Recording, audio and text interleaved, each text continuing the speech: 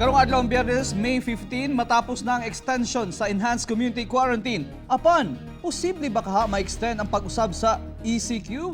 Ilabi na sa Davao City ug Zamboanga City? Atong sayron ang detalye pinagi sa live report ni Argil Relator. Argil. Real ginatimbang karon sa gobyerno mga pros and cons ugaling magpabilin ang ECQ sa mga lugar nga kasamtangang under ECQ. Dili ba kaha i-lift ang ECQ mag-transition ngadto sa General Community Quarantine. Sa karon usa sa mga mahimong basehan mao ang trend sa kumpirmadong kaso nga nagadungag sa matag adlaw sa maong mga lugar. Pipila ka adlaw na lang matapos na ang extended ECQ sa pipila ka lugar.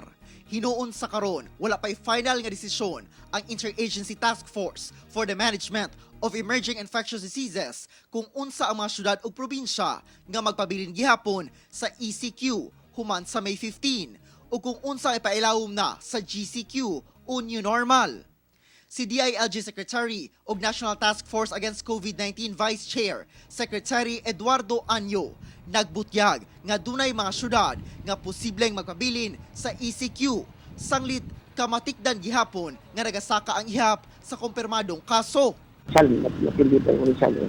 Sa provinces naman sa labas, Albay, Zamboanga City, Davao, Cebu. Medyo mataas na. Mataas pa talaga yung Cebu, Zamboanga, mataas pa. Hinoon ginalantaw sab ang posibilidad nga pipila ka barangay na lang nga dunay mga kaso ang ipabilin sa ECQ. Ang papwede dyan ay yung tinatawag nating localized area. So, pwede natin i-combine lang yung 3-4 na barangay. O kaya kung probinsya yan, municipality. Para naman galaw naman yung probinsya, GCQ na yung iba, makapag-trabaho na yung iba. Apan, kung si Davao City Mayor Sara Duterte ang pangutan-on, dunay omnibus guidelines nga kinahanglang sundon.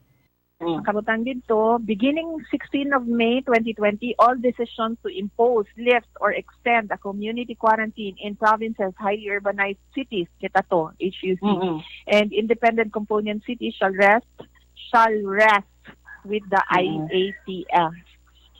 Sumala ni NTF Against COVID-19, Chief Implementer, Secretary Carlito Galvez Jr. Inaalaw po natin ang mga regional at saka mga provincial IATF at saka regional task forces ng COVID. At yun po ay tinitingnan po natin yung kanilang mga rekomendasyon. So meron tayong mga tinatawag na mga scientists at saka mga medical specialists na ang ginagawa po natin ay ina-analyze po.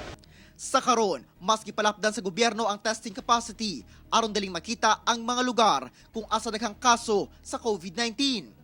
Gikatakdang karong adlaw ang meeting sa IATF aron hisgutan kung unsa nga mga lugar ang magpabilin pa sa ECQ o dili ba kaha ipalhin na sa GCQ.